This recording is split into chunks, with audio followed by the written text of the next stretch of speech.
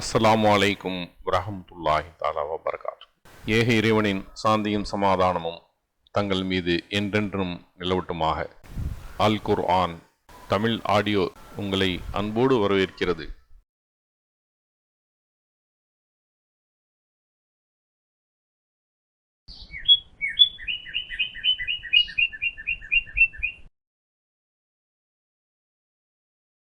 براءة من الله ورسوله إلى الذين عاهدتم من المشركين. நீங்கள் உடன்படிக்கை செய்துள்ள இணை வைப்பாளர்களுக்கு அல்லாஹ்விடமிருந்தும் அவனது தூதரிடமிருந்தும் வந்துள்ள விலகல் அறிவிப்பு. فسيحوا في الأرض 4 أشهر واعلموا أنكم غير معجز الله وأن الله مخزي الكافرين. இறை மறுப்பாளர்களே, நீங்கள் 4 மாதங்கள் இப்பூமியில் சுற்றித் திரியுங்கள். நீங்கள் அல்லாஹுவை தோற்கடிக்க முடியாது என்பதையும் இறை மறுப்பாளர்களை அல்லாஹ் இழிவுபடுத்துவான் என்பதையும் அறிந்து கொள்ளுங்கள். وَأَذَانٌ مِّنَ اللَّهِ وَرَسُولِهِ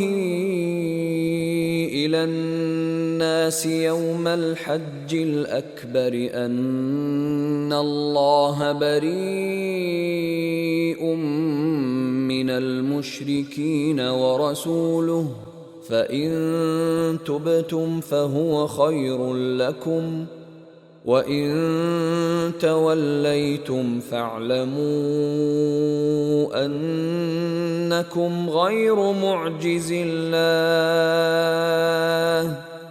وَبَشِّرِ الَّذِينَ كَفَرُوا بِعَذَابٍ أَلِيمٍ.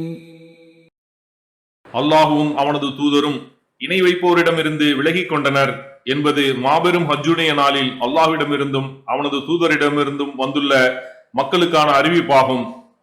நீங்கள் பாவ மன்னிப்பு கோரினால் அது உங்களுக்கு நல்லது. நீங்கள் புறக்கணித்தால் நீங்கள் அல்லாஹுவை தோற்கடிக்க முடியாது என்பதை அறிந்து கொள்ளுங்கள். இறை மறுப்பாளர்களுக்கு துன்புறுத்தும் வேதனையை கொண்டு நற்செய்தி கூறுவீராக. إِلَّا الَّذِينَ عَاهَدتُّم مِّنَ الْمُشْرِكِينَ ثُمَّ لَمْ يَنقُصُوكُمْ شَيْئًا وَلَمْ يُظَاهِرُوا عَلَيْكُمْ أَحَدًا فَأَتِمُّوا إِلَيْهِمْ عَهْدَهُمْ إِلَى مُدَّتِهِمْ إِنَّ اللَّهَ يُحِبُّ الْمُتَّقِينَ. உங்களுடன் உடன்படிக்கை செய்து அதில் உங்களுக்கு எவ்வித குறைவும் ஏற்படுத்தாமலும் உங்களுக்கு எதிராக யாருக்கும் உதவாமலும் உள்ள இணை வைப்பாளர்களை தவிர அவர்களிடம் செய்த உடன்படிக்கையை அவர்களுக்குரிய தவணை வரை அவர்களுக்கு முழுமைப்படுத்துங்கள். இறைச்சமுடையோரை அல்லாஹ் நேசிக்கிறான். فَإِذَا انسَلَخَ الْأَشْهُرُ الْحُرُمُ فَاقْتُلُوا الْمُشْرِكِينَ حَيْثُ وَجَدتُّمُوهُمْ وَخُذُوهُمْ وَاحْصُرُوهُمْ وَاقْعُدُوا لَهُمْ كُلَّ مَرْصَدٍ فَإِن تَابُوا وَأَقَامُوا الصَّلَاةَ وَآتَوُا الزَّكَاةَ فَخَلُّوا سَبِيلَهُمْ إِنَّ اللَّهَ غَفُورٌ رَّحِيمٌ. புனித மாதங்கள் கடந்துவிட்டால் அந்த இணை வைப்பாளர்களை போரில் காணும் இடத்தில் கொல்லுங்கள். அவர்களை பிடியுங்கள், அவர்களை முற்றுகையிடுங்கள். அவர்களுக்காக ஒவ்வொரு பதுங்கும் இடத்திலும் அமர்ந்திருங்கள். அவர்கள் பாவ மன்னிப்பு கோரி தொழுகையை நிலைநிறுத்தி ஜகாத்தையும் கொடுத்தால் அவர்கள் வழியில் விட்டுவிடுங்கள். அல்லாஹ் மன்னிப்பு மிக்கவன், நிகரில்லா அன்பாளன். وَإِنْ أَحَدٌ مِّنَ الْمُشْرِكِينَ اسْتَجَارَكَ فَأَجِرْهُ حَتَّى يَسْمَعَ كَلَامَ اللَّهِ ثُمَّ أَبْلِغْهُ مَأْمَنَهُ ذَلِكَ بِأَنَّهُمْ قَوْمٌ لَّا يَعْلَمُونَ. இணை வைப்பாளர்களில் யாரேனும் உம்மிடம் பாதுகாப்பு கோரினால் அவர் அல்லாஹுவின் சொற்களை செவியுறுவதற்காக அவருக்கு பாதுகாப்பு அளிப்பீராக. பிறகு அவருக்கான பாதுகாப்பிடத்தில் அவரை சேர்ப்பீராக. ஏனெனில் அவர்கள் அறியாத கூட்டத்தினராக இருக்கின்றனர். كيف يكون للمشركين عهد عند الله وعند رسوله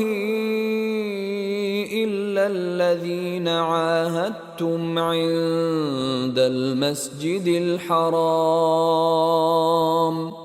فما استقاموا لكم فاستقيموا لهم إن الله يحب المتقين. அல்லாஹுவிடமும் அவனது தூதரிடமும் இணை வைப்பாளர்களுக்கு எப்படி உடன்படிக்கை இருக்க முடியும்? நீங்கள் மஸ்ஜிதுல் ஹராமில் உடன்படிக்கை செய்து கொண்டவர்களை தவிர அவர்கள் உங்களுடன் சரியாக நடந்து கொள்ளும் வரை நீங்களும் அவர்களுடன் சரியாக நடந்து கொள்ளுங்கள். இறையச்சமுடையோரை அல்லாஹ் நேசிக்கிறான்.